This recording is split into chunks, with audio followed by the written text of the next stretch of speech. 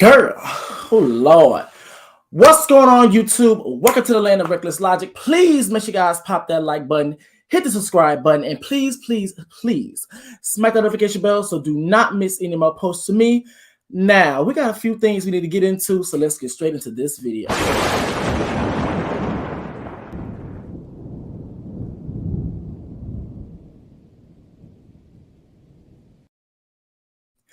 Alrighty, y'all. So with that being said, you guys already know who I am. I'm Reckless Logic.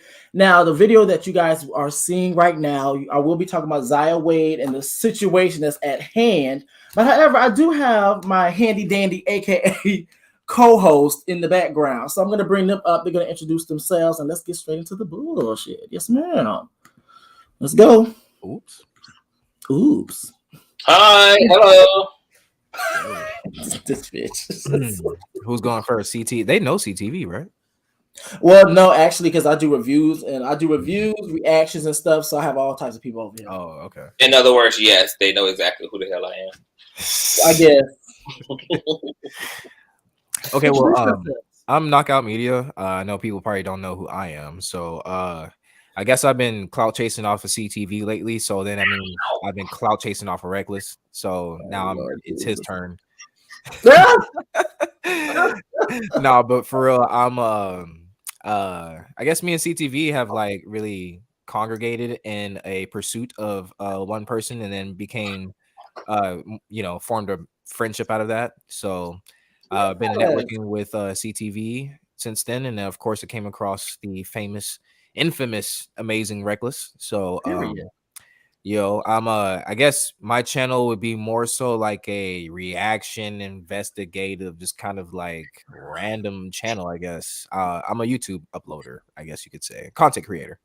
So yeah, you can follow me at Knockout Media, KOM, or knockoutmedia.com, and then you can find all my links from there. Oh, okay. There we go.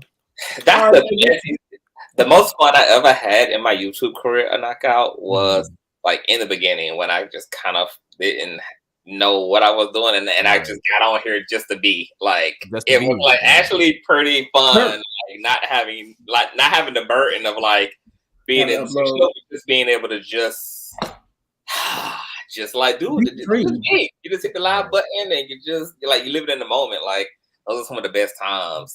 I know that's right. And I mean, I love it. And Reckless, I see like with you, it seems like you're more so like calculated in the way that you approach your content, and I like that, so but yeah, go ahead. Alrighty, y'all, so let's just get straight into this commentary. So with that being said, we will be talking about Zaya Wade. Of course, for those who do not know who Zaya Wade is, Zaya Wade, I want to say like a 13-year-old transgender daughter of Dwayne Wade. Dwayne Wade is an NBA legend, whether you want to accept it or not. But however, the situation at hand is just about a picture of Zaya Wade kissing her, proper pronouns, kissing her transgender boyfriend. So I do have an article right here. I'm just gonna read that, just so people know I'm not talking on my ass. So with that being said, all right. So it's Zaya Wade trends after debuting trans boyfriend.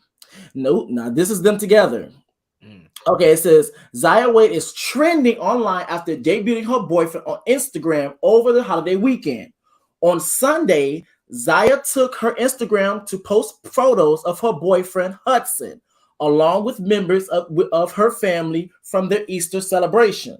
I said, come on, Easter. This them once again. Now, she captioned, girl, I'm not, I don't think I'm going to show that picture.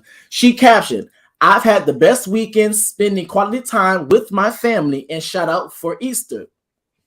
I hope everyone has had a wonderful Easter today and a wonderful Passover this week. I love you guys. Hudson, who is transgender and goes by the he, him pronouns, also posted snaps, including one of them kissing Zaya. Passover and Easter have been more fun. I love you, Hudson wrote in the caption. Wow. Girl, I'm gonna skip that picture, girl. Y'all not gonna try to get me for the P word. So Zaya Wade came out as transgender in 2019. Then the then 12-year-old made her public debut as a member of the LGBTQ plus community at a pride parade in Miami.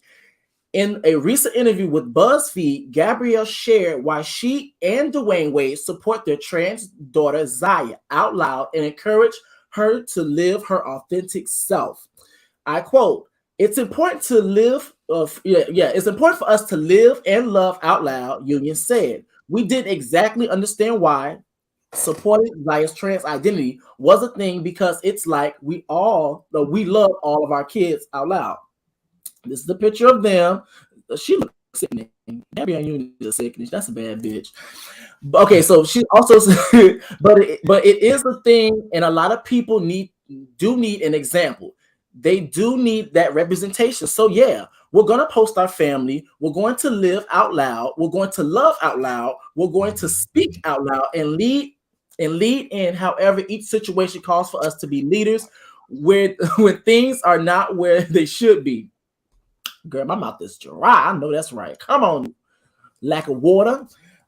Cheaper by a dozen actress also emphasized, oh, come on, cheaper, also emphasized the importance of parents being protective guides for their children. Girl, if that's not a word. As for our children show up, it is our job to believe them when they tell us who they are and not impose our dreams, hopes, fears, desires on them, she said. It's our job to be loving, compassionate, protective guides for our children, but their lives are their lives, and we have to respect that, she added.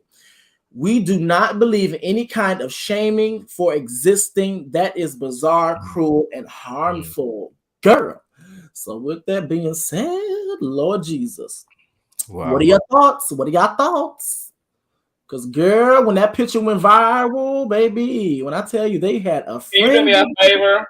Are you able What's to up? pull up a neighborhood talk, like a comment section, so we can kind of see what the general response? Yeah. Give me a second. Give me a second. I mean, I guess my only thing is how old are they again? Yeah, how old is Zaya? I think like 14. 14. 14. So like, yeah, to me, Is 14. her boyfriend the same age too? Around that age, I believe. Yeah, 14. I don't think I would even be letting my my child really like date like that, like on that level. You know what I'm saying? Like, it'll be one thing, like, okay, y'all see each other at school and like y'all go to the movies together or whatever. But as far as like posting pictures like publicly and having just like the whole general like relationship thing, I feel like it's a little fast for their age in a way. But maybe that's just me. Like, I know it's like a subjective thing, but also I just don't think that maybe it should be something that's made so public, given the circumstances of like society right now. You know what I mean? I think that's a lot to handle at that age, especially like trying to like nurture a relationship and at the same time like still grow into yourself. You know what I mean? But I feel that way just about like 14-year-olds or like just children and adolescents anyway. It's like, you know, maybe just like I would probably like let my kid probably start dating like 15, 16, something like that. It's more like realistic to me. But that's only like a year. I have a question. Uh-huh. So even if you allow your child to date or not to date, do you think they're still going to do what they want to do? It's either going to be in front of your face or behind your back. Do you Yeah, believe that's actually going to be a thing? Well, I'm not saying like I'm not going to be against the whole thing of dating, but I'm not going to be probably allowing it to, like, I'll let it go to a certain extent. But as far as like, you know, posting up pictures and just like the whole nine is just like, I think putting your I know this thing's not in my background. kind of just putting yourself out there is like, it's good and everything to be that brave and that courageous and like kind of like, you know, you're gonna live your life, but also I just think that they're really young to be dealing with like the people that are going to be judgmental, if that makes sense. Now and like I said, that's really just coming from like me, just like I wouldn't want to have like a teen parent. So that's why I say like, oh yeah, no, like you have to probably wait. You know what I mean? Especially if I had a daughter, I always tell people that like if I had a daughter, like hell no, like you ain't finna a boyfriend. I mean, yeah, she could probably sneak and try to do it behind my back, but like as far as coming over to the house and y'all gonna be hanging on each other, kissing on each other and stuff like that, yeah, no. So, but that's just me in general. I wouldn't care if my kid was transgender, straight, heterosexual, whatever. Like, it just wouldn't happen. But I don't know. What are your thoughts on that? I mean, would you allow dating like up To me? to like as like in a teenager, like to be dating and like kind of like having these pictures like they've been in a long-term relationship or something like that, Well, I'm gonna be honest with you. I personally do not care. Only because of the simple fact of I think it's very convenient only when we have these conversations, because typically these conversations only come up when it gets done to queer people. Because a lot of times too, like when we start to get into the conversation of once again how men are socialized, a lot of times question, when did you have your first kiss knockout? Right when I was like 8 or 9, something like Exactly. that. There we go. Prove my point. And Maybe I think earlier. Yeah. yeah, but once again, you prove my point. It's just the whole thing. I think a lot of times when we have this conversation, it's like, oh, that's too young or da da da. But however, a lot of times too, when we start to talk to heterosexual men and we ask them, ask a simple question. So when did you have your first kiss? It's around that age and stuff. But then on top of that, you guys not claim, you guys identify as heterosexual. So which means that you have to be kissing somebody. You're not kissing But men. see, I didn't lose my virginity until I was 19. So we don't know the Zaya did either. I don't know. I mean, I don't want to speculate on, but it's just I know. But I think that is the one of the things. I think a lot of times people are just jumping the. I don't want to use the G word. I think a lot of times they jump to conclusions when it comes down to it. Like last time when they said that she was only transitioning, next thing I know they talk about what about the pills? What up? Then no one ever said anything about pills. No one said anything about pills. What are you guys talking about? Right. So a lot of times now when they see that, they're like, oh no, you're gonna no one's even talking about what sexually and stuff. But however, the first thing people say, stop sexualizing children. You know what I'm saying? So Conscious, what are your thoughts? I'm over here trying to log in real quick. I had my first kiss at the same age that Zaya is experiencing her first relationship at 14. I was a freshman, so however old you are in freshman high school. Yeah. It's when I had my first kiss over summer break. Over break going to sophomore year of high school. I lost my virginity at 18 to my 32-year-old boyfriend at the time. Story time. Another story for another day. And I actually think that 13, 14 is actually a great time to really start softly introducing like affirmations around having romantic feelings and cultivating like romantic bonds. I'm not like the crushes and having feelings is just a part of puberty. It's a part of growing up. I definitely would not allow my teenagers to have sex in my home under my roof, but I would allow them to facilitate relationships and be supportive of them having a dating life. Make sure that we have the proper conversations around that, and kind of give my children stuff that I didn't really have. So I think that this is a great time for Dwayne Wade and Gabrielle to start kind of allowing Zaya to just like, have her crushes and entertain relationships. I think the more you get to practice like relationships and get to like be present romantically, I think the better at relationships you are as an adult. Like I think I don't know. Like I think that 14 is a great age. I mean, in 3 more 15, 16, 17, 18, in 4 more years, she'll be a legal adult. By 16, she can emancipate herself from the entire family if she wants. Like, so she's already dawning upon a certain level of independent right, and there's no need for Gabrielle Union or Dwayne Wade to kind of like run from that. They might as well just be a part of that experience and that journey. Okay, so I have a question. So, what would be your rebuttal or your response to the comment on the screen? If you can't pay for that, so I agree with that because I didn't really start taking girls like out until I was that age because I like had to get a job pretty much.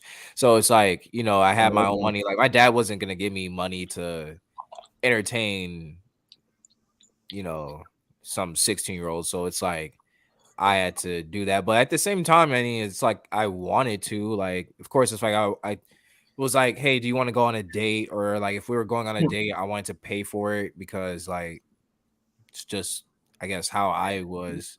But I mean, I don't know. Like that's kind of interesting only because like I think a lot of times too, I think we're also forgetting these are not regular 14 they're millionaires children. Like these are children who have parents that have money because I'm for me just making assumptions on the behalf of her boyfriend. If I'm assuming they have access to each other, which means that they're probably in similar spaces that you probably need to have some type of money regarding when it comes down to family. That's what I'm just assuming. But another thing as well is that Zaya Wade, like she's not like a regular child. Like she goes to, I'm pretty sure she goes to places and she just about get paid to be there because she is a big giant symbol when it comes to the homophobes and all transphobes and all different types of other things. So I don't know. I think that's interesting. I want to answer to that question as well. I think first and foremost, you need to realize that human bond and intimacy and relationships have nothing to do with materiality. People can be together to be together, even if they want to be together broke and poor. Like people are poor and married. Like money, homeless, and relationships are not synonymous to one another. Like whether you can afford to, you can't afford to have feelings for someone either. I mean, you like they're not interchangeable. They just, I don't know, like what that even means. So like, I mean, just might drop the link on this. But see, that's the thing. When I was dating in high school, like it wasn't about what we could afford. I mean, like if you like someone and you wanted to know them, and you had special feelings for them, like, and you enjoyed that person's time and personality and company, like, like that's why we're going to date. Well, see, I don't know if that's like a thing exclusive to females to where it's like, well, I need to confirm that you have some money before like even if it's as little as taking me out on a date, you know what I'm saying, or I need you to spend some money on me or spend some type of time with me so that way I know that it's like you're coming from a sincere place, which is a crazy way to think, but I guess also you got to think there are a lot of men that try to take advantage of a woman not having that requirement,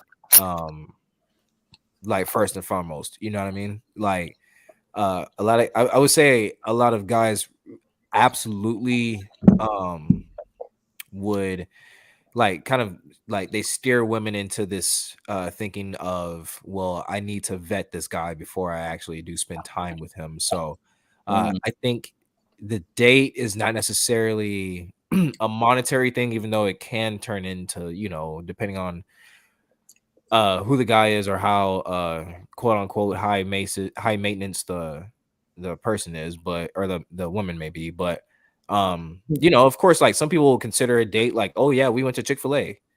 And then some people will say, oh well shit, nah, he took me on the yacht and da da da, and we went out and had wine tastings and all kinds of shit. Like, you know, you can have all that, but I just think it really depends. I think I'm gonna drop the link on this one. Let me see. Yeah, I think we also have to remember though that we're talking about young people, like what type of a date 14. is a 14, 16-year-old taking another 14, 16-year-old out on that To the park. Even if they're millionaires, I couldn't fund out of my own wallet. Like, I mean, you're not taking them out on a $16 billion date. I mean, it's freaking dating. It's like, well, and I'm sure even still with them having access to things, it's not like I'm sure Dwayne Wade is just like, oh, here goes $1,400. Go ahead and have fun. Like, I mean, it could be a case though. Like they have money like that, so it's like Zaya Wade might be having her own money like that. You know what I mean? Just like you said, Reckless. Like you can make money off of just being online. Period. So you know,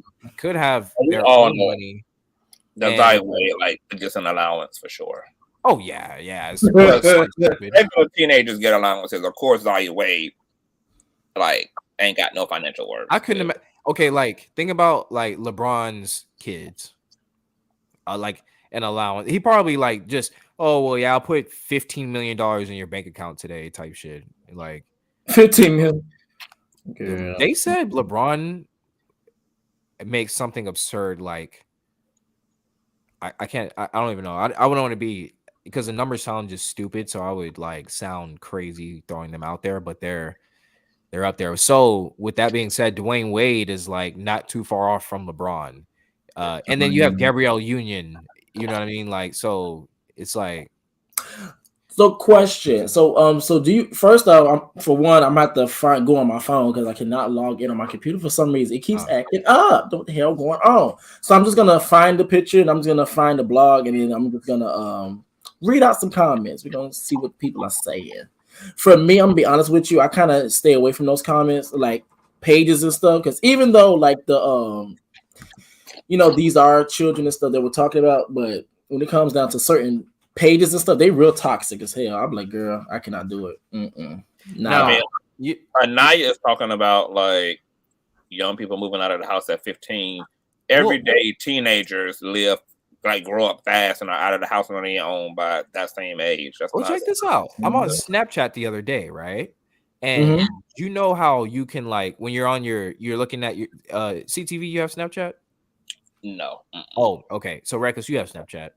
Yes. Okay, so you know when you're looking at your friends and you can scroll and it just shows you like a bunch of random people, and that's usually where the celebrities or like big influencers are or whatever. There, I guess there's one. She's a transgendered girl in like I guess senior year of high school or something like that, right? And it's like she did that. Like her and her friend went on like a trip to like Miami or some shit like that, and I was like, "Aren't y'all in high school? Like, why were y'all?" You know what I'm saying? Like that's strange. And then like it's I just couldn't imagine being a kid now because I guess like you said, conscious like there's really like no kids. Like you're literally just grown damn near at 14, 15 years old, and like they're wanting to start their own lives and move out and start doing shit, and it's like you're not even like fully even grown yet. I think there's also a lot of hypocrisy because get into it, especially within the Black community, because we will put our young people in every other adult situation, like babysitting their younger siblings while mama, daddy is at home, or leaving the oldest teenager to cook and to look after their siblings and to prepare meals. And we put them in every other adult situation, and yet I just want us to be honest about our fears as adults. Like, it's not about them being kids. We don't be giving a damn about them being kids until there's something that happens in the experience that we're afraid of. And so we need to talk about just having a fear of not knowing what to do.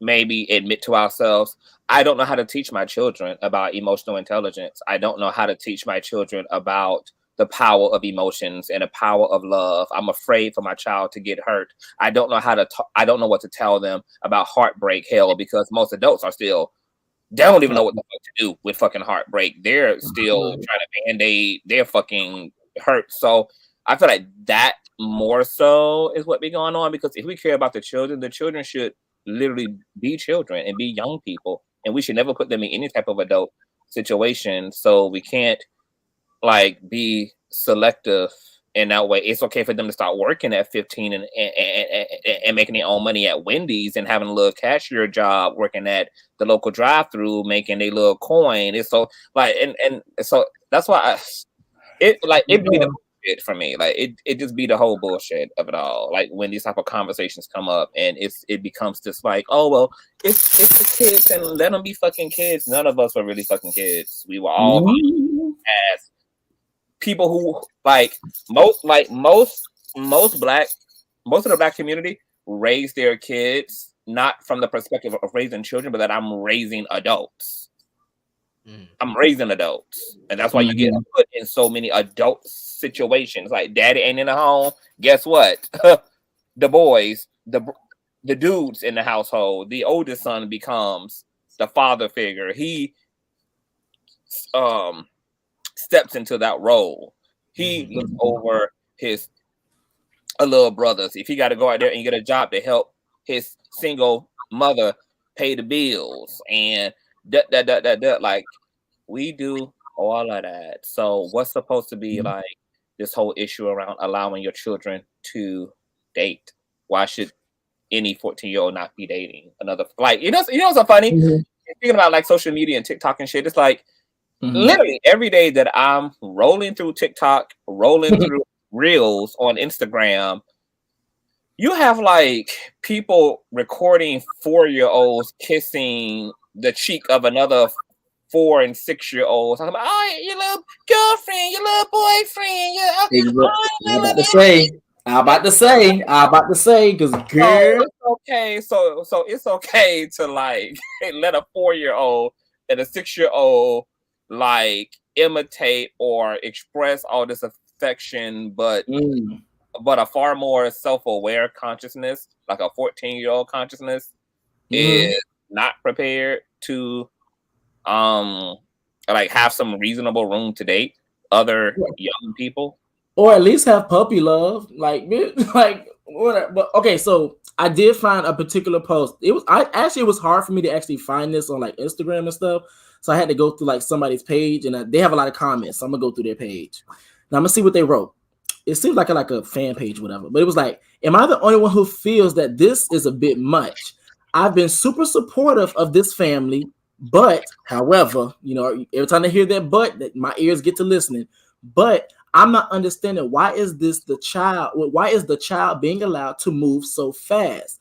I'm just confused at this point. Even if Zaya was born a girl, I can't imagine Wade letting his 14-year-old daughter make out with a guy at Easter dinner, then allow her to post it. The main concern would be a fear of teenage pregnancy. Here we go. So why isn't Zaya, a male identifying as a female, not expect to be held to the same standard as any other 14-year-old female child? This is getting tacky. I think it is beautiful that they are allowing her to live in color, but but any 14-year-old on IG making out with their boyfriend or girlfriend is just out of line. This feels like exploitation. I'm cool with the gender roles, be who you want to be, but they are playing with fire when it comes to the whole sexuality thing. The kid is too young, man. Zaya having a boyfriend is not information that the public should have access to. It's tactless and irresponsible. Girl. Okay, so first of all, that it's a projecting for me that's very interesting. Two people pecking on the lips is not them having a makeout session. For one, like stop conflating ridiculousness once again, because there's already a temptation for everybody to start over sexualizing something that's not even sexual at this point, because we don't differentiate like normal and organic affection show between two people who are close from an actual explicit sexual act. So what we're seeing was not a makeout session. What we were seeing was a kiss shared between these two people who have a connection. Third, secondly, I thought it was interesting that the person said, "Oh, like, well, what's the double standard?" That's the whole gag. There's nothing universal about the way people are raising their kids. There are plenty of people who allow their teenagers to date. That's not something that like all parents in the country didn't get the memo that they're not allowing their children to date. I know parents who allow. I grew up with homeboys and homegirls who were allowed to have boyfriends in middle school, who brought their boyfriends and girlfriends over in high school, had dinner, like all like those things were facilitated. We was just talking about on my platform about the whole like whatever about the whole LGBT conversation and how my brother was able to date in high school and he could bring his girlfriend home and my mother welcomed her, etc. Like he was allowed to date when he became a teenager. So I don't it's like yeah. Well, actually, I just read this other comment. Knockout, you still with us? You probably went somewhere. Yeah, no, I'm right here. I'm right here. Okay, I'm messing with my mic stuff. Oh, okay, got you. All right, so you wait. Do you have any thoughts, or are you still fixing your mic? Well, I mean, okay. Look, I brought girls to my dad's house and. Hey, this is so my first kiss, right? My dad actually would be like, "Oh, well, she's cute. Why don't you, da da da?" And he was like, actually, kind of like, wait. I have a question. At what age? 8. But so remember, Conscious, when I said in your panel the philosophy and the social conditioning that we go through, but then when we get to these not you, Knockout. But whenever we get to these conversations, they act oblivious to everything I be talking about. Like, girl. But I mean, at that point, I would say like it was only to a point as like only to a certain extent as well, because I think the person that was like more so like against it was my mom, and it's because my mom, of course, was probably like, "Oh, I don't want these little hoes fucking with my son," you know what I mean? But oh my gosh, now little hoes. But yeah, I mean that's what she used to say. But my dad was always like, "Yeah, no, like you should have a little girlfriend, da da da." But yeah, okay. Question. So because T.I. actually has similar, I guess, ideologies when it comes down to it, because he's very restrictive when it comes down to his daughters, but however, when it comes down to his sons, he allows them to be sexually, let them run a while, sexually fluid. So my question to you, Knockout, as a heterosexual man on the panel, because I'm a woman, so as a heterosexual man on the panel, do you think that fathers or men in general do that just so because they'd rather have their son be exposed to sexuality early than to be gay or trans or anything like that? Well, do you think that plays a part? I think at least for past generations, it was like almost a relief for probably most fathers when they like saw a sign in their son that they were like, "Oh shit, he's heterosexual." Good. Like kind of like a weight lifted off their shoulder type of thing. Because I remember like when my cousin had his kid, like his son was like, he was on somebody's lap and he was like just looking at some titties, and when he was like 2.5 or something like that, and then everybody's like, "Oh yeah, well, like, we already know he's gonna be, type thing." And I was like, damn. And I can remember that vividly, it's like him not being gay was kind of like a badge of honor. Yeah. And so when you ask that question, I believe that a lot of dads probably do encourage, especially when it comes to their sons. And I'm sorry, like I would have that double standard as well, because I like I said earlier, I always said, like, if I had a daughter, I would be 50 times uber more protective over my daughter than I would my son. I don't know why, but I don't know. I think it's like, I'll tell you why. Y'all finna say that. I think it's because I know how men are. Let's dig into it. No, go ahead, CTV. You just hit on it because men are afraid of other men in the world. Men are afraid for women in the world. Right. Men don't trust other men when it comes to women, and so there's that there. But the cure to that is raise niggas to have some sense. Raise boys to be men, and we wouldn't have to be afraid for women.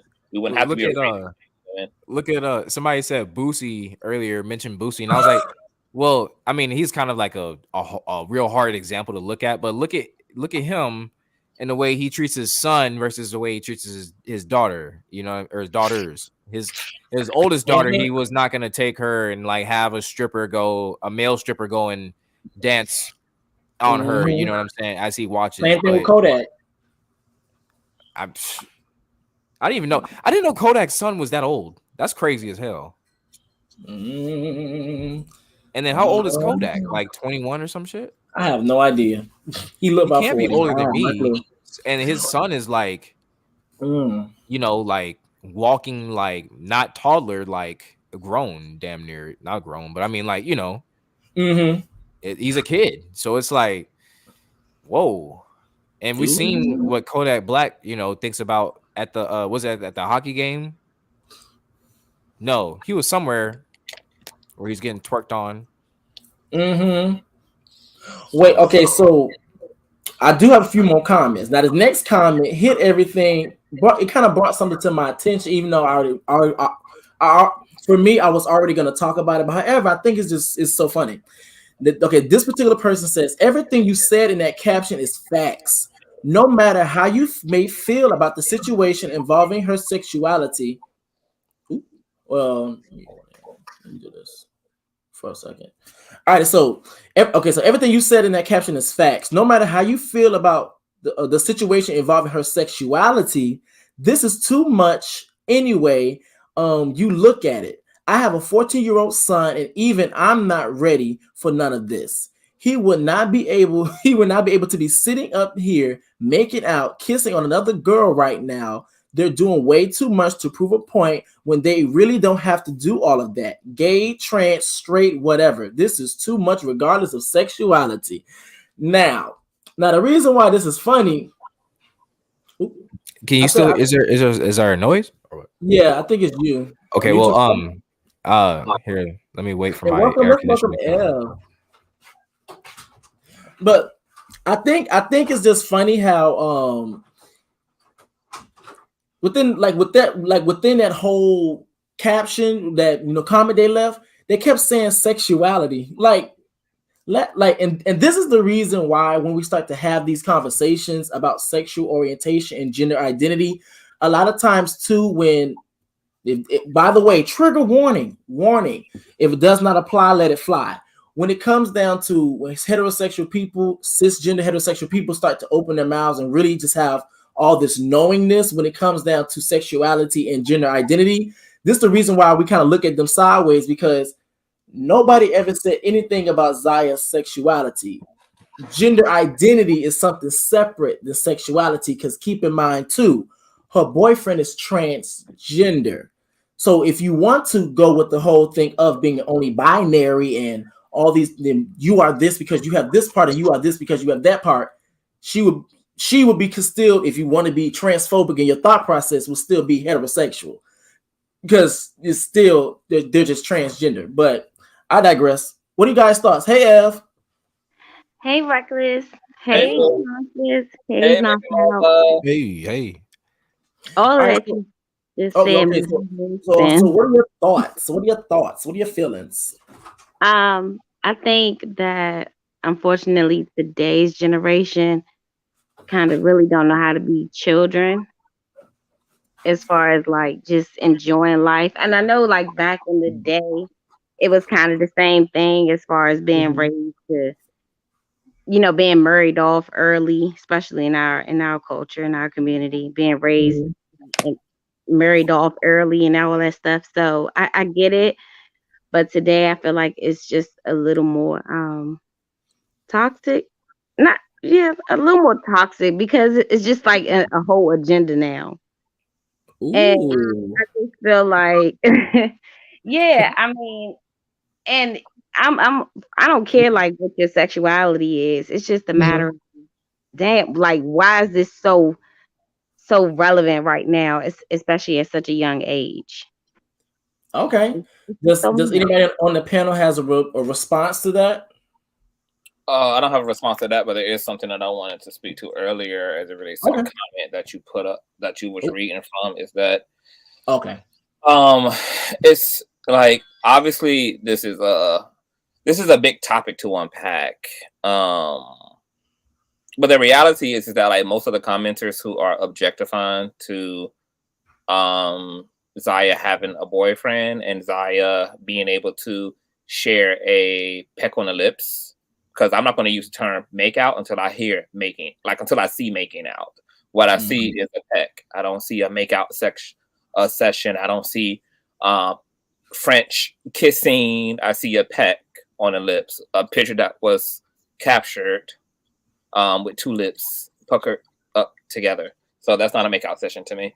So I saw a peck on the lips, and most of the people objectifying to this image or to this concept and idea are the same people who allow their freshmen, sophomores, juniors, and seniors to go to the prom, to have a prom date.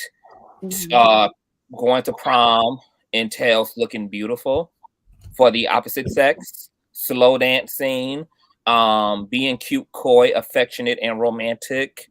So I don't, once again, I don't be understanding the hypocrisy. Like the same people objectifying also support their own young people dating as long as it's done a certain way, and I guess with chastity Mhm. and purity in mind. And so it seems like a lot of people are just projecting onto the Wade's family. They are making a lot of assumptions about them being barbaric and wow minded simply because Mhm. they're already dealing with a circumstance that's very foreign to the Black community, who Mm. already knows nothing. Like the Black community is the least community with any intellectual understanding of gender identity or sexuality in general. I mean, we don't even like talking to our kids about the birds and the bees, yet alone have the capacity to really even execute what Dwayne Wade and Gabrielle Union are executing, and having a trans daughter and dealing with all of the other normal things that young people go through, like puberty and wanting to date, and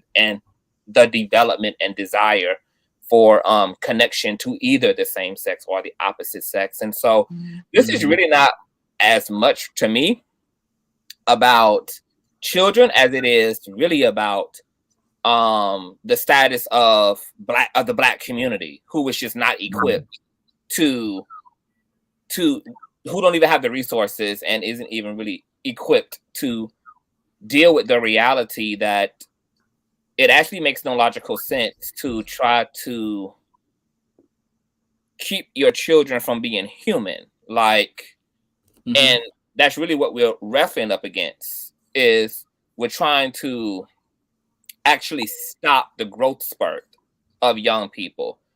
Puberty is inevitable. The desire for sex is inevitable. The desire for intimacy, emotional intimacy, romance, love, these are all fundamentally a part of the human experience. And yeah, you can chain young people down and put a leash on their neck, and you can beat them over their head, and you can try to do everything you can to interrupt what's fundamentally a part of like human evolution. But that leads to more damage and more harm, more promiscuity, more inappropriate uh sexual development, emotional development than anything else. We need to not be afraid to have the conversation and to recognize that our young people are growing, and we need to more so help them to grow, not try to keep that from them, not try to deny or be in denial of the emotional Mhm. young people who have the same emotional needs that any adult has in life, who experiences loneliness, and who young people go. We were all young people. I know what it's like to be a 14-year-old, a 15-year-old, a 16-year-old, a 13-year-old, a 11-year-old. I was dating. I've been dating. Matter of fact, I had a girlfriend since I've been in 5th grade. I had a Valentine's, as a 6th grader, and my mom gave me money to go to the store to buy my little girlfriend. Her name was Modavia. Shout out Modavia if you out there and see the stream at some point. I got her own nasty piece of Valentine's Day gift, girl. Like my mama gave me money to go get her chocolates and stuff. Like, so I don't know. Maybe I'm biased because I had parents who didn't sexualize dating. Dating was simply dating, and it was more centered around an emotional tie to the person, not necessarily explicitly sexual. Wasn't the way that the need for a partner was interpreted, but I do understand largely for a lot of people in our community in the Black, they actually think of sexuality when they think of dating. Dating is emotional, it's mental, it's psychological, it's spiritual, it's so many other things, and it can be sexless all the way up to a marriage. Do you know how many people are not going to have sex until they're married, and yet they're dating? Like, sex and dating are not synonymous to one another, but we smash it all together, unfortunately, and I think it does more damage for young people than anything else. So, Conscious, can I ask you a question? What's an appropriate age like today? Because I assume we are around the same age. Okay. What's an appropriate age that you think it is for children to kind of explore dating now? Because I agree with what you say, definitely, but at the same time, I guess it kind of depends on your background and everything. Because I'll get into that in a second. I just want to know what you think that is an appropriate age for dating. Early, I think that teenage, like 14, is a great time to start, because this child is almost into like 14 and 18 are only 4 years of time between one another. So you have this is a very short window. So between like 13 and 14. I would say it's really appropriate to start supervising a romantic interest of two young people together, and kind of allowing them to experience their feelings as young people, explore those feelings. I think that this helps with the development of emotional intelligence sooner than later. Like, a lot of adults are probably handicapped emotionally because they're late bloomers in every regard. They just didn't get to really vet a lot of things that probably were supposed to be nurtured and facilitated, and elders were supposed to be with us. But you send us out into the world as adults on our own. We didn't get to develop this stuff, and there is no elders. We are the elders, but we don't even have no knowledge. And so, of course, we're going ballistic and slicing tires and breaking windows and busting windows and fighting a side chick, and we all out of control, but like, if a lot of this stuff was really properly nurtured and facilitated and oversaw, I think it'd be better. So I think 14, 13 is a great time to start letting young people date and to have a close supervision, very informative relationship connection to those young people. Yeah. I have a question. Okay, I have a question for you guys. So everybody on the panel, when if you guys can recall, when was the first time you guys, not your first kiss, but they might be the same time, when did you guys have your first relationship? Either puppy love, or you feel like you guys like, okay, we're gonna be boyfriend, girlfriend. I've been a straight hoe since I've been a 6th grader. Yeah, I was about to say 6th grade for me, because like I had a girlfriend that was in the 8th grade, and we used to make out all the time, and like, I mean, that shit there was crazy feelings. But yeah, I mean, I would say 6th grade, 12. How about you, Ev? Dang, I ain't really. My brother, I was kind of. If that also includes the relationship you snuck and had behind your parents' back. Oh yeah. No, I'm being real with y'all. Like, my brother, he always kind of raised me to, I don't want to say fear men or fear boys, but it was like, don't be no hoe. Right. Boys are Yeah. The all boys want is sex, and all boys want is this and that. So it was like, shit, it was a little tough for me. But I think as far as like little flings, probably Middle school. like about middle school. Yeah, I ain't Mhm. lose my virginity till I was 21. And guess Mhm. what? They even have Really proms good. for middle schools. Mhm. Even Yeah. They the middle do. schools have 8th grade prom, etc. So this stuff starts early, even in the school system, and we don't object to none of that. You don't see the community protesting. Oh my God, what about the children? And like it only happens when it ironically is related to anything LGBT is just going like for Mhm. some reason the town bell just has to sound off. Mhm. I'm gonna be honest, because like earlier today, I ended up seeing a meme, and you already know since we're talking about children, the cartoons came up, and so what ended up happening? They had a picture of Kim Possible where she was kissing Ron, and then they had a picture of Arthur where the two dads were getting married, not really showing like kissing or affection, but they were just side by side getting married. And they was like, what's the difference? One's considered appropriate, the other was called inappropriate. But I think, and then it kind of just dawned on me. I think the thing is that people kind of look at homosexuals or queer people as only just sex, compared to when it comes down to heterosexuality. They look at it as a symbol of love, even though we understand that some people do just have sex just to have sex, that one night stands. But however, like when it came down to marriage, they looked at it as a union, a bond, a love, like love. However, when it came down to queer people, it's just, oh, y'all just sex, just sex, just sex, and trans people. So that was very interesting. Now, Yeah, because we always get hypersexualized, even when we're being condemned from the pulpit. The emphasis is on how can a man be attracted to another man? How can a man lay down with another man? Or like it's all like we're always hypersexualized. So of course there's always a witch hunt against the community as it now, relates to that. now this is very interesting. Now, throughout the comments that I'm reading, because as everybody's talking, I'm still reading the comments. People are saying that they're just wondering who took the picture and why did they put it up. They feel like it's Because they exploitation. can.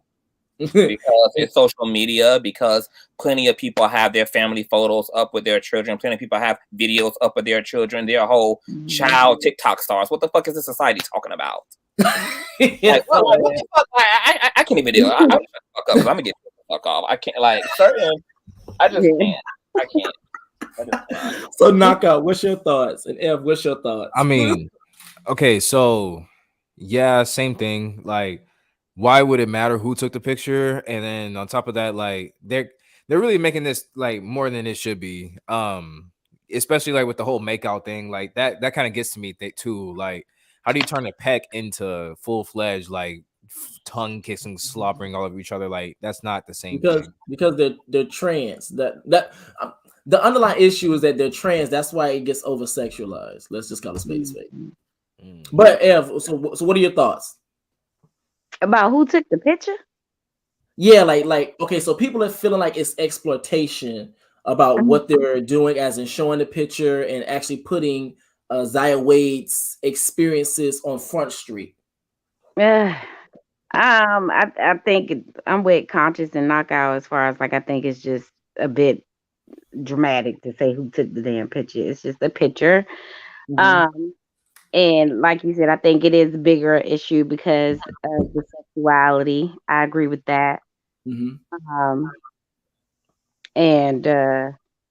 Okay, yeah, so I think that just because of who they are, you know what I mean? Just who they are, just in general, they just okay, gonna get a so lot of flack. I'm gonna ask you this. So you saying that all the stuff that you agree with. So what's something that you have a difference of opinion on, or you disagree with exactly, if any? I, I think that what makes me uncomfortable a little bit is the fact that I feel like they may be age appropriate as far as dating, being like 14. Okay, that's cool. But it's a lot of younger children. It's still a lot of influence that they have on younger children. And again, I just feel like today society, since it's just so much contact with each other with social media and all that stuff, I think it just has such a bigger impact than what it used to compared to back when we may have been growing up when it comes to social media. So I feel like it's just a bit much for the Mhm. younger generation, and it influences them in a way. It's like, when you're like 6 or 7 or whatever, because think about it, these kids are on tablets and stuff all day. Mhm. So it's like, they see all this stuff. They're very smart. So Mhm. they got all these ideas coming at them, and I think it's just a little too much for such a young Mm. age. Okay. Zaya and his friend, different. It's an isolated situation as far as like them being age appropriate. Middle school is cool. I get that. I'm cool with that. Mhm. But yeah, I just still think it's too much for younger people. Okay. Okay. Well, I just read this particular comment. Now, keep in mind, I'm about to go off, so y'all just prepare. Y'all hold on to your seats. Ain't nothing new. This person says, "I am sorry, but I'm here for some for yes, I'm here for some facts. For the LGBT community, it is okay. Sexuality. Damn, he did not read that. He did not write that right. It is okay. Sexuality at an early age, and for the rest of the world, it is not. Besides the personal choices or decision of sexual orientation, this is even wrong. Wrong. Oh my God! If they were straight, it has nothing to do with that. 14 years old need to be focused in other things. Sexuality is something that comes regardless. These kids will have plenty of time eventually to explore sexuality, but 14 is not it. And we all should agree to that. Besides of our sexual orientation, one thing has nothing to do with the other. Gay kids, trans kids are also exposed to pregnancy, STDs, and the other million reasons why they shouldn't be exposed to sex at an early age. Now, I'm confused. Who was Reason exposing why them? I'm Exactly. No one said anything about sex. That's one. Two, Right. and the reason why I start to get kind of confused and when we were talking earlier and stuff, it kind of proved my point to where I'm a gay male. Yeah, I may be gay, but however, I'm still a man. So, which means I kind of went under the same psychological conditioning what they attempted to do. Because, girl, I'm not attracted to women, but so I'm very much aware of the stuff that they tell us, the stuff that they teach us, physically and non-physically. I get confused because even when we start to have these conversations and we ask other heterosexual men, some, not all, disclaimer, some, not all, a lot of times too, we ask them about, so when did you lose your virginity? When did you have your first kiss? Oh, I had mine at 12. I had mine at 10. I had mine at all these different types of age, all these different types of ages. But the thing is that you guys identify as straight. So which means that you have to be sleeping with somebody or you have to be kissing somebody. And so it really bothers my like really kind of puts me in the loop, off the loop, on the loop, completely out that bitch at this point. Because it's like y'all really have lived this life and have done the exact same thing. But now that you're an adult, it's a oh no, the children this. But I'm like, don't you already have kids at a young age? Mhm. Like and trust me, they But be that's quick. part of the projecting. Mhm. It's also adults projecting all of their faults and flaws and regrets onto young people Mhm. and fear mongering young people. So because mama had Mhm. teenage pregnancy, of course, she's going to project all of that Mhm. onto her teenage daughter, like in a attempt to quote unquote keep her from making the same mistakes that she Mm. made, not recognizing what the root was, which wasn't which if most people think about what is the root of what was the root of my teenage pregnancy, was it just being young, or did it have to do with I didn't have the proper guidance? I couldn't even talk to, didn't have parents and a system to even Mhm. talk to about my womanhood or my manhood, or Mhm. even have anybody I could really go have a real conversation with. I didn't have a proper environment to be cultivated in, because let's really talk about it too. Sex is not just hormonal. There's lots of other purposes and reasons why we yield to sex. Sex also is something that is therapeutic. This is why slaves even still had sex while being in captivity, because it was emotionally relieving. Those endorphins and shit, those endorphins, all those things that are stimulated when you are experiencing ecstasy, like all these things were used as a medicine. Sex was a medicine. So young people are also having sex and probably abusing sex, unfortunately, because of underlying psychological issues, because of other things going on within the family system, going on within the household system. It's not about the sex itself. It's not about young people avoiding relationships. It's about really addressing the issues that lead to young people really abusing themselves in these ways, or abusing sex, and it's due to a lack of education and a lot of dysfunctionality that's present. And once again, like, these are the things that we don't take into consideration. So instead of us, like, and because we don't recognize what the root causes are, we never take time to explore that.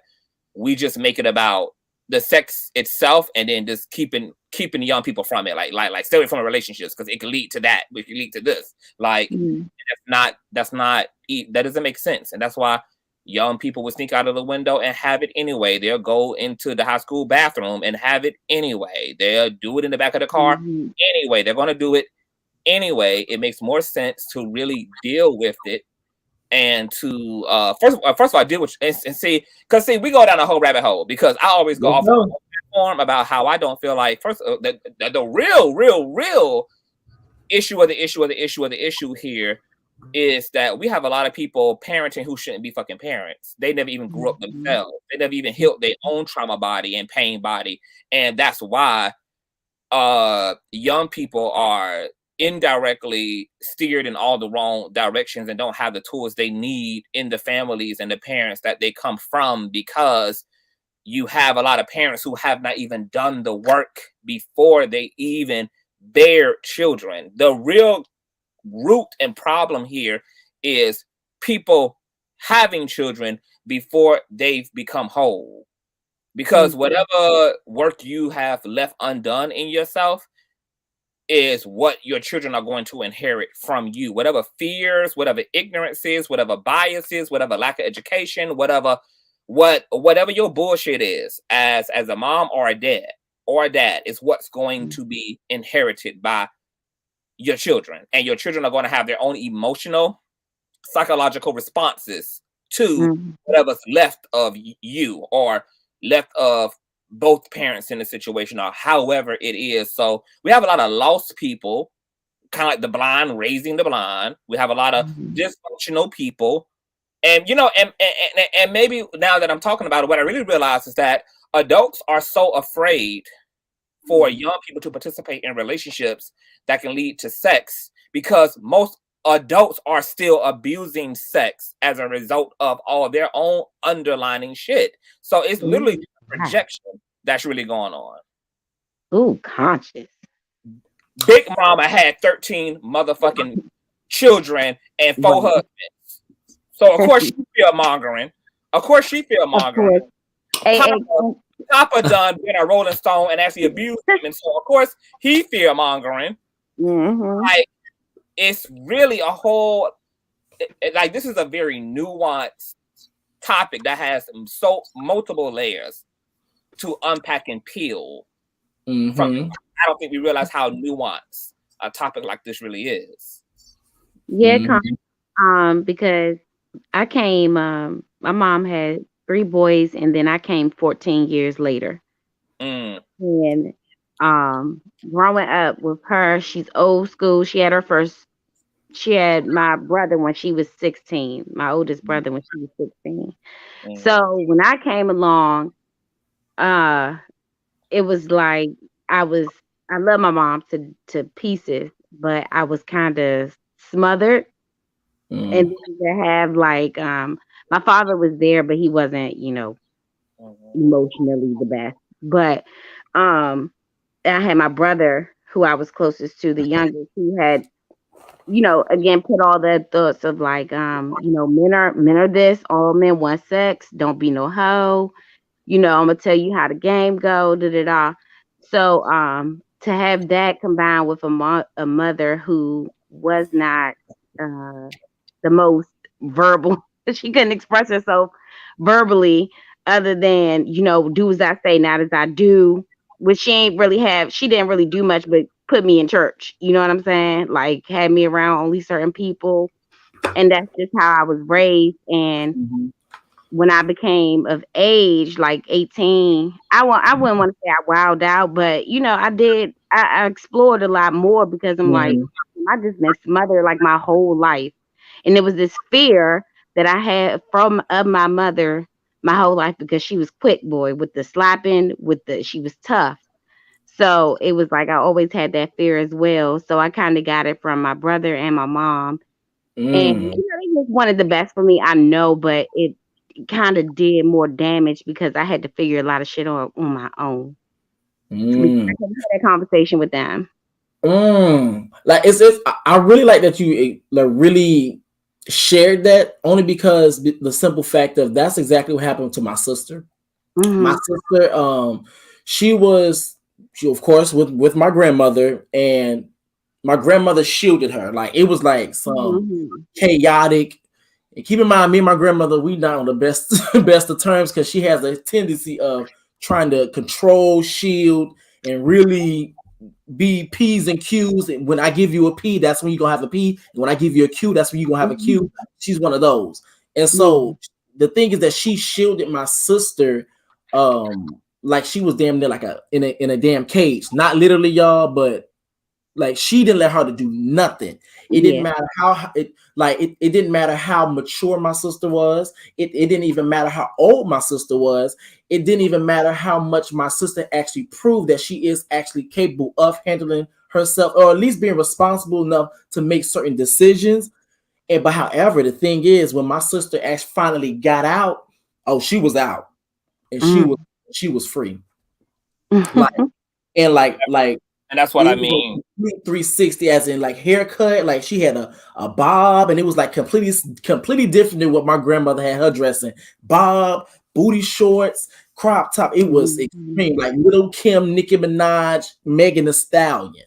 I was Mhm. so it's a real thing. What you about to say, Conscious? So that's what I mean by the Mhm. projecting. Most women, so women will be overprotective of their mothers will be overprotective of their daughters for two reasons. One, I refuse to let you accidentally come across any of the hurtful, terrible men that I came across in my experience Mhm. as a woman. Mm-hmm. The second thing that happens is I refuse to believe that you're not the woman that I used to be at your age, which is a hoe, Mhm. Oh Jesus. rebellious, fast in the ass, had inappropriate thoughts, had inappropriate desires. Even if I didn't act on those things, I thought about doing those things as a 14-year-old. And so they're literally transferring their identity and projecting that into their own daughters, believing that they are the same woman or the same young girl that they were at that age. Mhm. And then that's when the fear mongering begins. Mhm. Mm. Now, men don't protect their sons from heterosexuality because there's nothing to protect men from. Men are in control. Um, Men are also Mm. women are like, because this is a patriarchy, women aren't really thought of as actual humans, but more so as like products, uh, a commodity. So objectifying women is as second nature to patriarchy Mhm. as as I mean, as tracks are to a weave.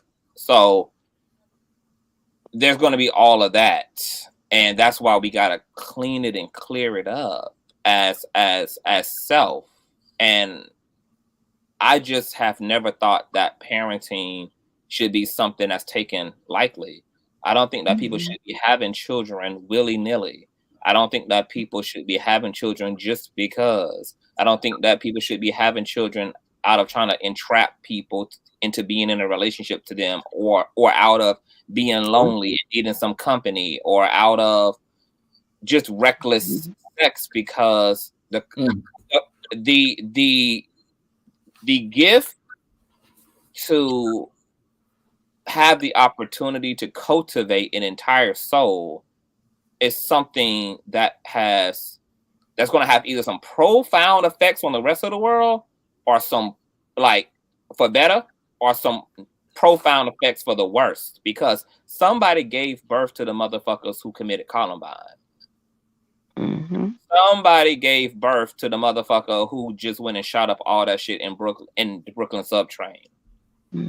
Like, these are souls, and not being clear in ourselves as adults before we embark up. And that's why I love what the Wades are doing. They're moving all of their shit aside. They're recognizing that they're ignorant, and they're willing to take a journey with their children instead of running for the hills out of fear, and or projecting their vision and version of who they want Zaya to be. And the thing that we should keep in mind about Zaya Wade and all the other Zaya Wades of the world is that these individuals are going to have the power of choice their whole life. The moment that they don't want to do this anymore, they get to unchoose it. The moment that Zaya don't want to be Zaya anymore, she gets to unchoose it. She's going to have the power to make her own decisions for the rest of her life. None of this is permanent. Whatever choices she's making along her journey, she gets her right to go through phases. She gets her right to make her decisions, come to her own conclusions, look at the data from her own actions, take that into consideration, make different choices as she lives her life like the rest of us had to do. She's going to be fine. She's having a normal childhood. And I think her parents are doing a great job at being very present in Zaya's life and being very supportive while also establishing boundaries. And I wish that the community that's looking at this and objectifying this would realize what they're doing wrong, more so than what they believe Gabrielle Union and Dwayne Wade is doing wrong. Like, most of the people talking shit won't even admit that, you know what, I am fucking transphobic. That really is what this is fucking about. Like, how dare they allow her to transition? How dare they support something like that? They know that that's not right. They know that's against God. They know that, and stand in the truth, or stand in the truth of, you know what, I don't come from this fucking world. I'm terrified. I don't know what this means. I don't know transgender stuff. And so just say that, but don't make it about Dwayne Wade and Gabrielle, because they're figuring it out. Don't make it about Zaya. Make it about you. Be introspective enough to sit back and explore your own feelings. Like, where do these feelings come from? Where are these sentiments coming from? What's the data and information in my response to this? Why am I thinking this way, feeling this way? Be introspective enough, and people will be surprised what they come up with. Okay, so to add to that, like, I really do like the fact that they are allowing Zaya, of course, with boundaries, of course, but allow Zaya to actually go through her journey, only because of the simple fact of, a lot of times, especially back in the day, some, not all, I think it's quite safe to say most, if not all, queer people, we didn't have that luxury of being able to go through the puppy love, then going through your first boyfriend, second boyfriend, or it depends if you have a long history or not, or finding the love of your life, going to prom with the same gender or same sex, being able to, go through the many stages. Like, keep in mind, when I went to prom, bitch, I went with the prom with a woman, and I'm a woman, so I was confused on why the hell that happened. But however, I had to go with my friend because I understood. At the time, me and my mom, we wasn't seeing eye to eye. We're good now, but a lot of things I would have done different if I felt like I would have had that support when it came down to me being able. Because keep in mind, I'm the one having this experience. I'm the one, quote unquote, crying to God and wondering why I'm the one being cursed, being gay or being queer, or even have the quote unquote be trans. I'm the one experiencing that. You're the one crying because I told you. But however, have you ever asked me how many times I've cried before I actually had to come to you, Mom? So I think that's some of the things that I feel like a lot of people don't think about, because I think it just doesn't get that far with it. But I do like the fact that they are allowing her to have her own experience, of course, without having her make permanent decisions, or at least make decisions that will hurt her. You know what I'm saying? But I do like that, because it's like, I guess a lot of times people don't understand how deadly that is, because I've said this before on Conscious Panel. I know on here I talk all that good shit and I'll be like, oh yes, you need to do this, do that. But at one point in time, I was suicidal because of the stuff that I was thinking. You're going against God.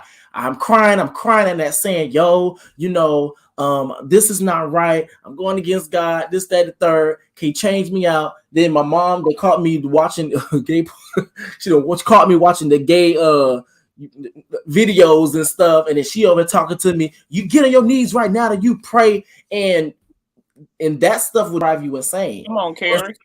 Yeah, and that stuff right there will drive you insane. And the thing is that I think a lot of times parents always, I guess, go based, because of course there's no guideline to this, but parents always go based off of, this is what I was taught, this is what's right, yada yada yada. But however, when that child, God forbid, if that child ends up above, and I don't mean physically, I mean spiritually, up above, then is a whole bunch of wishes, shoulda, couldas. But it shouldn't be no wishes, shoulda, couldas, because you have it now. You get what I'm saying? So that's the reason why I really do like that they are sharing her experience, because I think a lot of times too, people only bring it down to sex. Oh, it's exploitation. Is this? Is that? Of course, you're not going to fully understand. These are celebrity children. Mm-hmm. They're going to be in the public. Period. Don't we know who the fuck Blue Ivy is, and have known who the hell she is since she's been a child? Mm-hmm. Ain't they done had her ass all in the news, all on records. Mm-hmm. She out here winning Grammys at damn 9. I mean, the thing that's funny to me is that when people be like, "Oh, the children," but I'm like, weren't y'all the ones dragging Blue Ivy and Culture and all these celebrity children? Like, they are. So I don't know. Isn't this the same? Isn't this? Let's go deeper than that. Isn't this the same fucking society that completely indulges and celebrates child stars, all those kids who play on the Cosby's? Yeah. On Family Matters, on different strokes. So we okay with thrusting children completely into Hollywood, giving it really them being raised up fast, growing up fast, not even having access to a childhood. And yet, like, we don't care about the children in that way. We're using the mantra of what about the children to disguise our own fears. And we just don't want to admit that, because we feel as adults we're supposed to have the answers, and when we don't have the answers, we create some shield of to avoid just having to admit that I don't know what I'm doing. And that's ultimately what I loved about Dwayne Wade and Gabrielle Union, is the courage to say, we don't understand this either, y'all, but we're going to go down the unknown with Zaya. She don't know what this is, and we don't know what this is. But we're going to go down this together as a family, and we're going to find out what's down here together as a family. That That is fucking epic. Hence That's the reason why I do not have any children yet. Amen. Same here. I'm like, I ain't ready. Too damn much for I me ain't ready. So knock out. Knockout is knocked out. Oh, I'm here. I'm here. I'm here. What's going on? I'm been listening. I've been listening to. No, I have. Okay, my opinion would be that the Wades, and I think Dwayne Wade is again in a different position than most fathers because of his status and where he can put his kids, because he can make it to where his kids don't experience the like public school system. He can make it to where his kids go to these exclusive places, and just like we're saying, the boyfriend could be coming from one of these families that obviously associate with the Wades, to where it's like, I guess like the higher echelon, keeping it, within the same bracket or whatever. So I don't really think about it in terms of society having a say in it because of their position. Now, when it comes to those who aren't in that position, then I think that's when you start to experience the extremities of said situation, right? So but listening to what y'all have been saying, there is a extreme double standard. I mean, yeah, for sure, in society here today, but I also think that the world is really effed up. So it's like, at the same time, for me, like, if you love your kid, like, you're gonna love your kid no matter what. And that's one thing I can super respect about Dwayne Wade is no matter what, he loves his child. You know what I'm saying? So Yes. I can always respect that. I think even not as a father, I can respect that. So I would go as far as to say that other fathers, I would think, would probably, like, the best course of action would be to put yourself in his shoes and think about, what if your kid had came to you at some point in time and said, I feel this way, or opened up to you about something, and I'm transgendered, or I feel, I was supposed to be born this way, whatever the case. Are you going to now dismiss your child or have those same sentiments?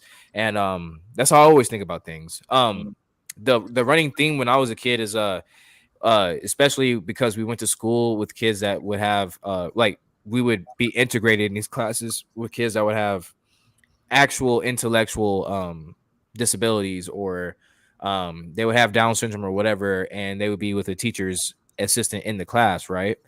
And like, for the kids that were just cold and shit, that would make fun of the kids, a lot of people, like a lot of like the grown faculty and staff there, and a lot of the like, of course, the kids that are around would be like, well, I hope your kids don't end up like that. You keep making fun of them, you're gonna have kids just like that. And it was like a insecurity or like a fear that they were pushing off. But then it's like, well, yeah, so what if that does happen though? Now what? Because it's a chance that it might, you know what I mean? Yeah. So I really do think that people that have these opinions, especially like, the comments that you were reading earlier, I was thinking about it as well. Like, for any of those people that have like those real, just like I said, extremist type of comments, are coming from a place of either not being parents, or their parents were super strict on them and never like gave them a out, or like let them be themselves. So they have this like stringent way of thinking that they think should apply to everybody, and it's like, it's not, it doesn't. You know what I mean? You've got everything like wrong in terms of like, in the mind, just being in the mindset of like, oh well, no, this is how shit should be, or this is how you should be raising your kids, or like whatever the case. You know what I mean? I just think that for sure, if I'm doing Wade, I don't give a damn what people are saying, because for one, it's like, as long as my kids are happy, why would I give a damn about what society has to say? I'm not gonna try to make society happy. I want to make my kid happy. Okay, so it's a few things I did notice as well. This was something that was like previously said. They said that general public, If the warning, if it does not apply, let it fly. They said that whenever Zaya Wade, when she first made her debut, and they said that they noticed Dwayne Wade started to be different. As in, this is when he started to wear the colorful hair. He started to paint his nails, express himself differently. Yes, ma'am. So, do you think does that? So what are you guys' thoughts on? I think it's the same as if you're you know, the classic, oh, I'm a macho man, but then you have a daughter and your daughter wants to have a tea party. Or your daughter's learning how to, you know, she wants to paint nails now. Hey, daddy, come and sit down with me. Let me paint your nails. You know what I'm saying? Like, to me, it's like, I think there are certain people that, and this goes back to your point, Conscious, that just aren't ready to be parents. And I truly, honestly believe that if you're not patient enough or not understanding enough that this is going to be a human being that's going to have their own thoughts and their own process and their own everything, like, you can't like control somebody to that point. I just can't fathom that. Not for me, but I know that there are, you know, parents out there that I've actually I know plenty of women, girls that still stay with their mom, 26 years old, stay with their mom because their mom's like, oh no, you're not going to end up pregnant, da da da da da da da, like, She's you know. 26. So, If she I mean, imagine being 30 years old, but you know, their parents still have them locked down and they're like not thinking anything of it. They're like, well, yeah, you know, it's normal because, you know, their parents have kind of like indoctrinated them into this. But then when you like look at the rest of society, of course, nobody would agree with that. But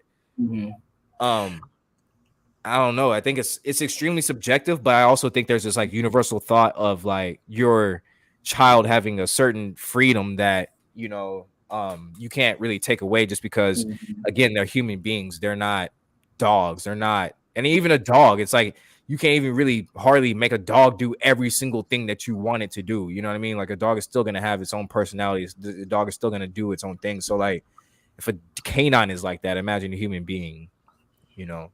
Well, okay, so I'm gonna answer that question too. I think I agree a lot with what Anaka just said. I think it's two things that work in Dwayne Wade. I think for one, I think a part of why Gabrielle Union and Dwayne Wade even like took this approach to be so supportive is because they understand that that's not the experience, especially for a lot of Black queer children.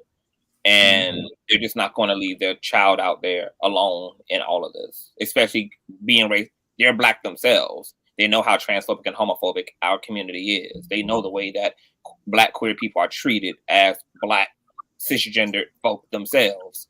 So they get it. And I feel like Dwayne Wade starting to express his own uniqueness was out of supporting and directly representing uniqueness to Zaya herself, like affirming to her that your individuality is okay, your uniqueness is okay, and I'm going to model that as a parent first and foremost. I'm not just going to tell you that. I'm going to embrace my own uniqueness. I'm going to embrace my own uniqueness and affirm your uniqueness as a person.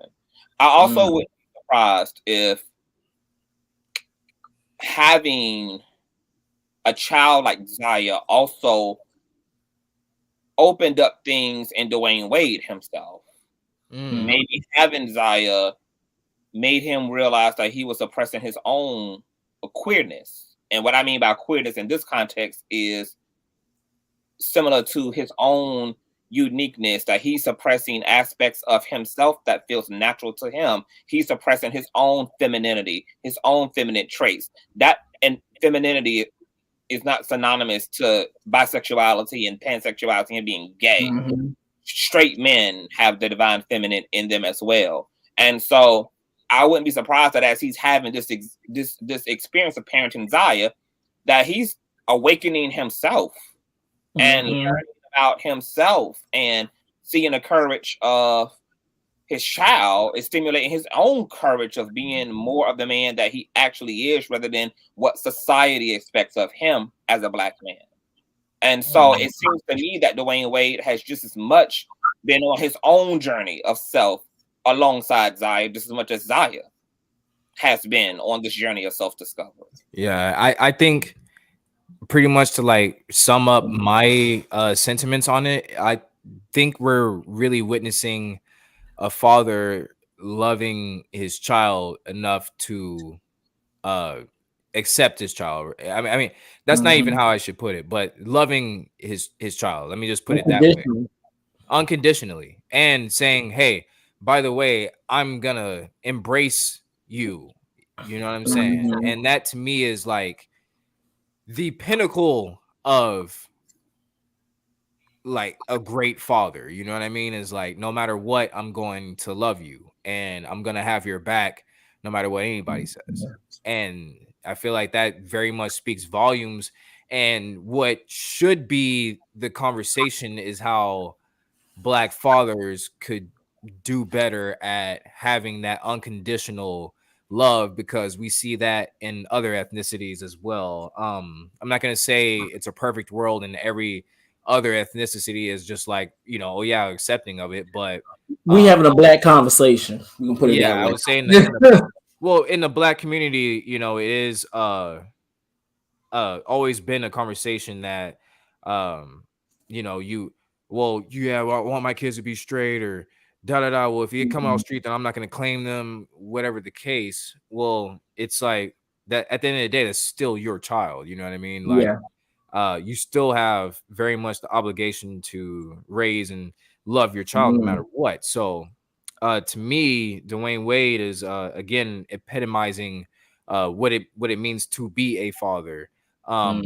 And you know, I know Will Smith is kind of like a topic of controversy right now, but even him, when it came to Jaden and you know everything that happened with that, I was just like, to me, that's where I get the like, damn, I want to be a dad, because to be able to have this piece of you, this part of you that you're always going to be able to you know, go back to, and this is like your legacy, you know what I'm saying? And you created this being, and this person's here, you know what I mean? Like, why not embrace them? I don't I, I don't know. I don't, I could never get with somebody like abandoning their kid or well, or to be quite honest, they haven't abandoned their children for much less. So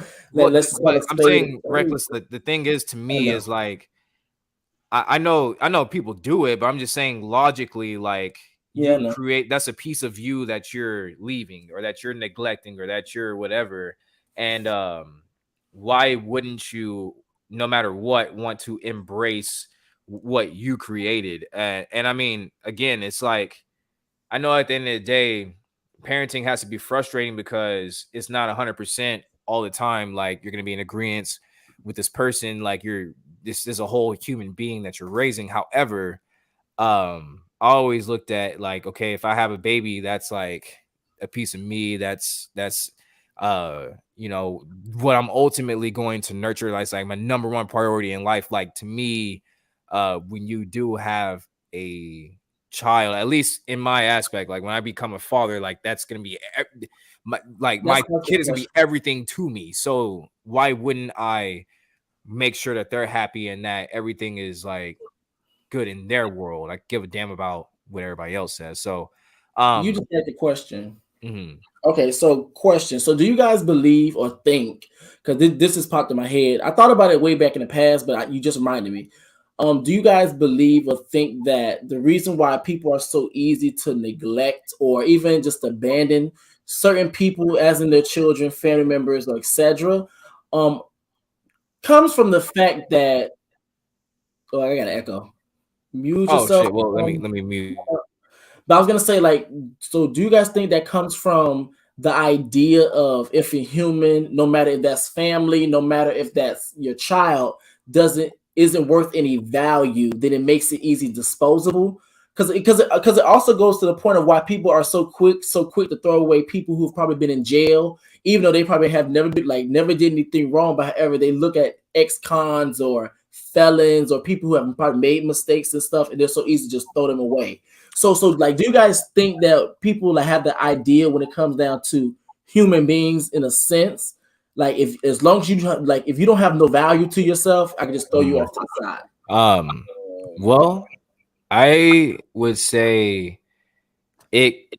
Okay, so I wouldn't even say that it comes from like a throwing away aspect. I would say it comes from their prior experience, because I would say a lot of people that do neglect, a lot of people that do like just straight up leave or abandon had that happen to them. So in that sense that it happened to them, now I can do it to you and you'll be good because I was good, quote unquote.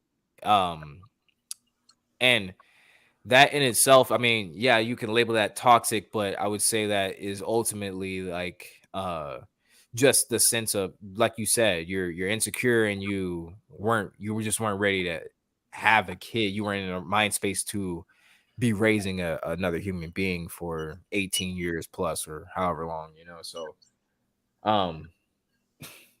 yeah, I always go back to it. It's a trauma, and especially with parents that abandon or neglect their kids, like usually that same exact thing that they did to their kids happened to them, and they're kind of passing on this trauma and like essentially saying, "Oh yeah, well okay, well you'll be okay because I turned out fine, so you know you'll make it, you'll figure it out," type of thing. How about you, Ev? My mom was given up by her biological mother when she was 2. And although she still had a relationship with her siblings, because they all still lived in the same neighborhood, um, it was still that feeling of rejection from, that my mom felt. And I think a lot of that pain got inflicted on my oldest sibling. And my oldest sibling had to, stay with our non-biological grandmother or whatever. Lord, please, I hope my mom don't watch this stuff. But but I say say that to say, like, you know, again, so that cycle of hurt, to what Knockout was saying, as far as like being left out or being abandoned, neglected or whatever, it can definitely run into a family, and hence why I think my mom had to kind of like let my brother go stay with another family member. Not because she didn't love him, but it was just like a lot to process. And hence I came, in my experience with her, I was over sheltered, smothered a little bit. Come years later, it's just like, I guess she's seen me and her and me. And it was like, no, this my baby. I'm gonna do everything I can to make sure, she's protected, loved, all that other stuff like that. So my brothers had it rough, but here I came, they feel like I got it easier. But I mean, I just think I got it rough in a different sense, because it was still a lot to deal with an overbearing parent. Well, I mean, FB, check this out. So me and my mom have always had like this kind of like, I don't know, like tension in our relationship. And from what I've been told, it's like not because of me, but because of like things that had transpired. It's like I had to carry the burden of a lot of things that I wasn't responsible for, that she made me Mhm. responsible for, right? And Mhm.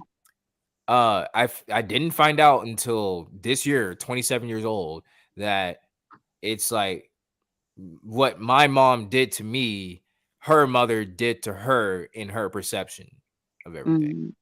And I was like, wow. And like the fact that she had ended up breaking down and telling me, I was like, well, why so much later. You know what I'm saying? And Mm-hmm. you know why now? But I think like hearing you talk right now, I'm thinking that maybe it just takes that long for some people to realize or to think on it and be like, oh, well, that's why I treated you this way, or that's why I did this, you know, in retrospect. Mm-hmm. And that's if it's even in like a remotely good type of situation. Like, let it be something that's not so great, then it might not be a memory that's brought up, or it might not be something that's going to be recollected immediately. You know what I mean? So Mm-hmm. yeah, No, it's wild to me. yeah. I mean, I've accepted a lot of stuff from my mom, and I understood a lot of stuff dealing with my father through therapy. I Mhm. went through like 3 years of therapy. So, Mhm. and I still go to this day on and off. So, that's how I can definitely have this conversation and not be, so emotionally drained by it or affected by it. But that took a lot of therapy, not just Jesus, and he Mhm. liked to beat people with the Bible, but that's a whole nother subject. But no, I took Mm-hmm. a lot of therapy and a lot of forgiving, a lot of inner work that I had to do to accept that, yeah. And I can actually break the cycle when I have children, if I have Mhm. children. That's it. Mm. Yeah. Amen. Girl, this conversation was good. Um, Well, well, I want to speak mhm. to that before Okay. we wrap up because I didn't get the answer to that. Yeah, I think it's a combination of what a knockout and AFB both are saying. I think the way we treat people obviously is going to have a lot to do with the way that we've been treated and the way we're Mhm. going to decide to treat people, Mhm. which is either better than we've been treated or just how we've been treated. And Mhm. I also think that there's just a lot of really negative and dangerous ideology that exists that actually is dehumanizing at its core. So certain religious ideas, particularly ones around um misogyny and patriarchy, really set it up so that women are dehumanized in those heavily patriarchal religious systems. And certain ways that you're taught academically, or I mean, well, yeah, because I scoot religion in there as a school of thought. The way that you're just taught about the world can be dehumanizing, and you not even know it. Like, you're not even knowing that Mhm. your attitude is dehumanizing. Like, the reality is that if we taught very humanizing um ideals about the world, and there was an underlying emphasis to sustain a humanity, regardless of preference of life and preference of lifestyle, preference of whatever, that we will still be able to recognize that at the end of the day, this person is still a human. They're still Mhm. human, regardless. This queer person that I don't understand, who looks very strange to me, is still a person. This Mhm. witch or Satanist living next door to me, regardless of religious belief, is still a person that we don't have enough emphasis on. We're still all people, and therefore should treat each other like people, regardless of our Mhm. judgments and our personal beliefs about each other. That we should all have a conviction of humanity still sitting at the bottom of us, regardless of the way we see the world. Like, I get to have an opinion about your style of worship and what your ideas of God are, or your ideas around sex, or your ideas around gender. I have a right to have an opinion about those things and have my own ideas, but have the humanity to still recognize that no matter who you're critiquing and criticizing and who you have an opinion of, that you're still having an opinion of a person, and treat them like that, irregardless of your personal Mhm. beliefs. Treat them like a person. Hey, Bracklet.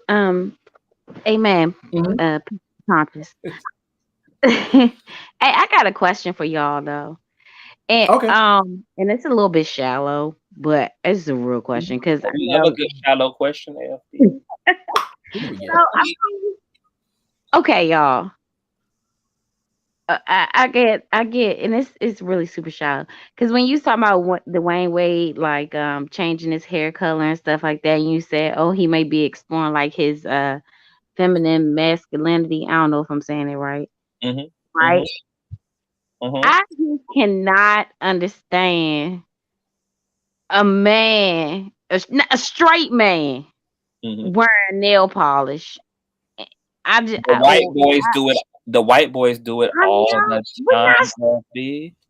But no, okay, okay. When I think of white men doing, I think of like punk rock. That's different. But like, it's also different for a straight man to do it. It makes it different, right?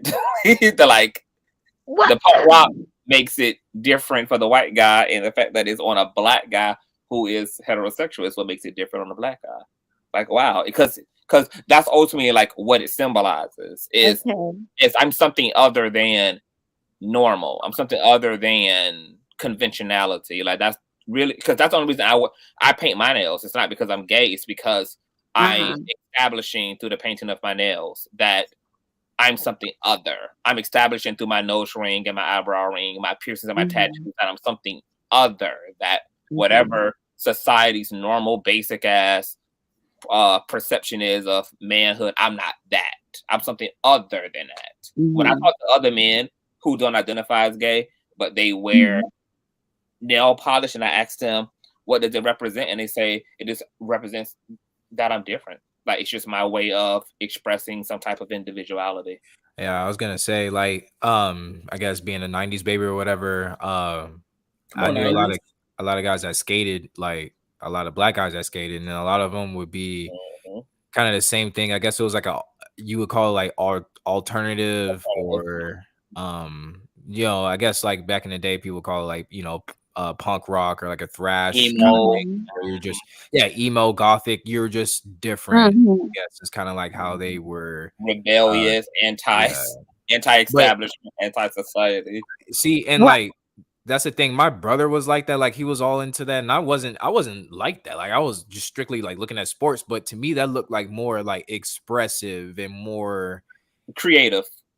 Yeah. And I think that was a theme, at least then. And maybe, I mean, it's not so much now. I don't really see too many men doing it now, but unless they're like, again, conscious, like around our age, to where our age group, to where it was like, they kind of like do it kind of like a more of a like out of nostalgia in a way. Now it's not even, I wouldn't even, I mean, yeah, it is to make a statement, but I would say it's damn near like a lot of men that I do see do it kind of like, well, shit, it kind of reminds me of when I was a kid back in the 90s, and I was and I was like, well, I don't know if it's because of where I'm from too that has that effect on it too. Definitely could be. Yeah, because I'm from the DMV, and it's like, I know they didn't do it out there. Yeah, so I guess that's why I'll be like, what is that? You know what I mean? Just straight up. I don't understand that. So maybe that has an impact on it too, because the DMV is like its own little world. Every place is. Every place. Imagine, LB, when you travel the world and you see all types of cultures of men and how those men show up aesthetically and how those men show up.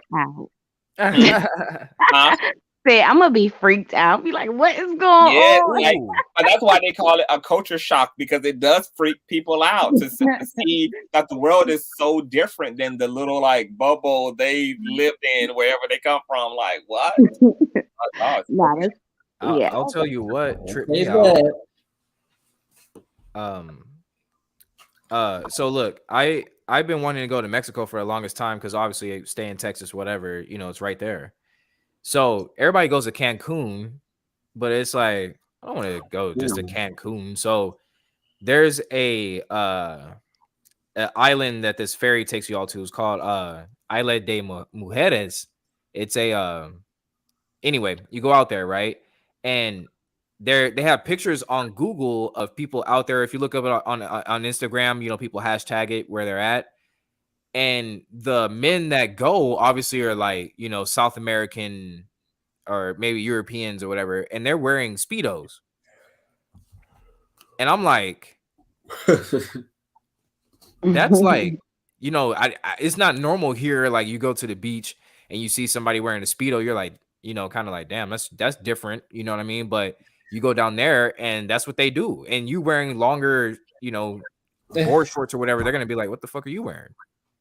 So Imagine when you yeah, go it is different to to me. Europe and you see men having like kind of a unisex style, men being like it's a very affectionate culture amongst the male community in Europe, men holding hands, greeting each other with kisses, very.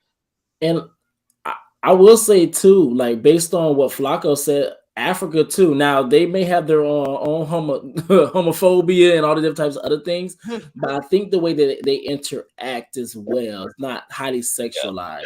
It depends on where you are, because I know like South Africa is very homophobic. Yeah. But North Africa apparently is like where all the progressive shit is.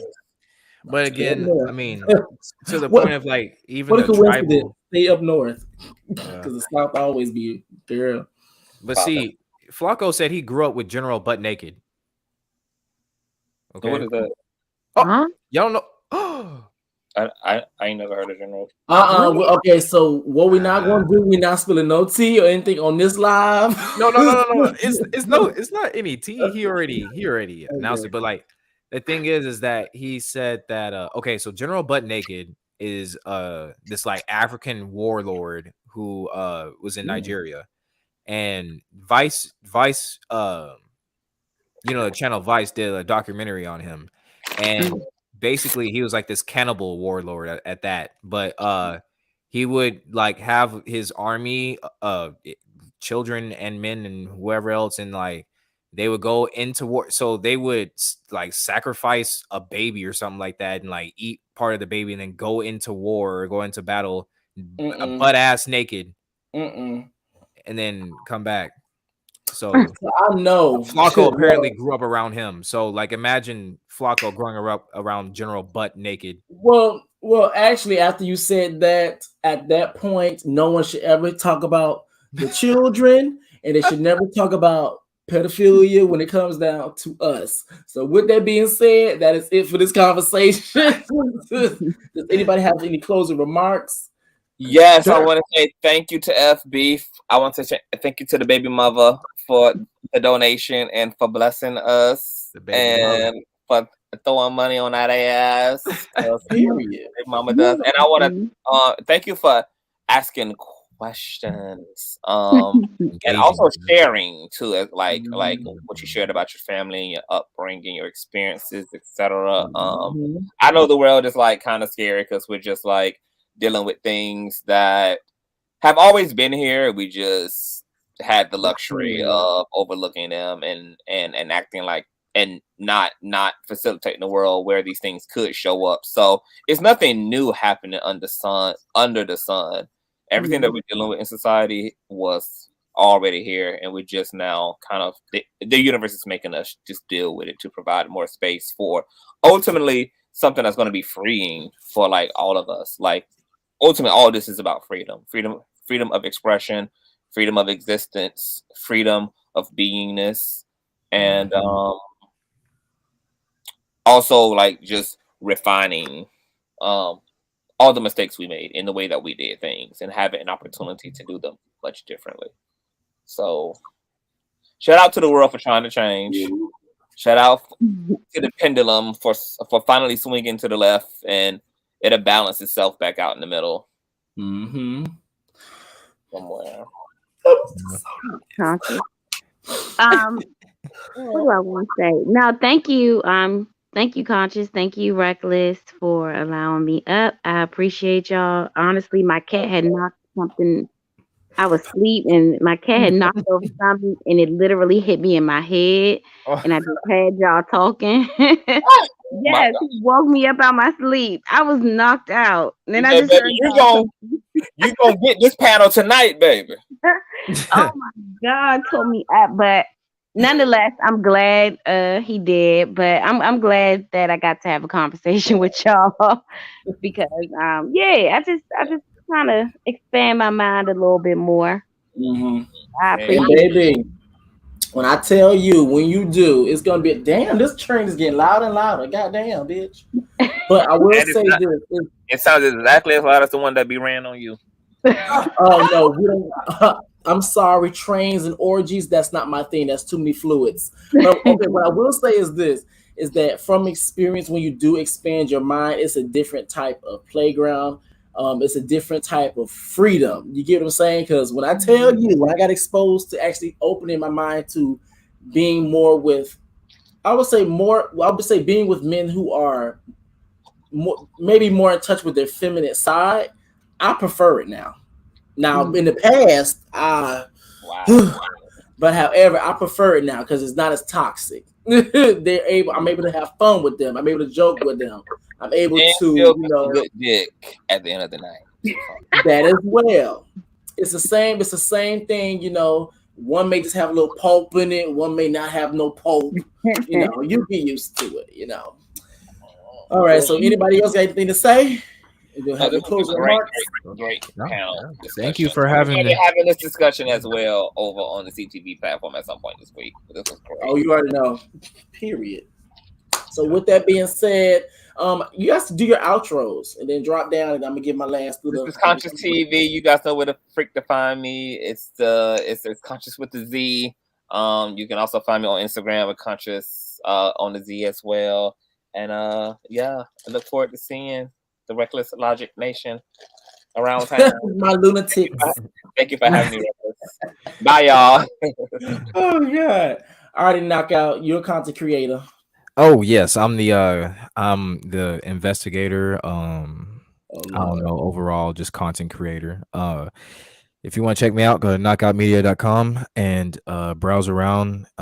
Hit me up on the contact page and I will be checking y'all out. Reckless Crew. I haven't officially came up with a name, but y'all give it up for I'm about to say Reckless Logic, Knockout Media, y'all. Alrighty. So Ev, even though I don't think are you a content creator? I'm about to start my own content channel. Okay. Yeah, so coming soon. All right. We have so yeah, y'all be seeing that really soon. But thank you again, Logic. I'm gonna hit your Cash App in a second, okay? Hell yeah, because I most definitely need gas. Thank you. Okay, I'll talk to you next time. All righty, thank you, boo. Thank you.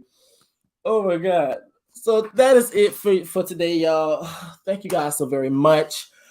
Oh Lord, this whole panel thing, I felt like I was a little laid back, but the thing about being a content creator, when you're doing it, you feel one way, but when you watch it back, it looks completely different than what you viewed it as. A lot of times when I be doing these lives, I'd be like, damn, that was horrible. But however, when I look back on it, I'd be like, yeah, give it all this energy. So if I was a little bit laid back, just give me some time. I'll get used to it, and I'll just give it everything all at once. Because hosting these bad boys and actually being as a co-host, two different things. But I really do appreciate everybody that came out. Just make sure you guys hit that like button, of course. That is it for my video for today, guys. Please make sure you guys pop that like button, hit the subscribe button, and please, yes, ma'am, smack the notification bell so do not miss any more posts from me. So till next time, guys, I will see you guys later. Bye, bad bitches.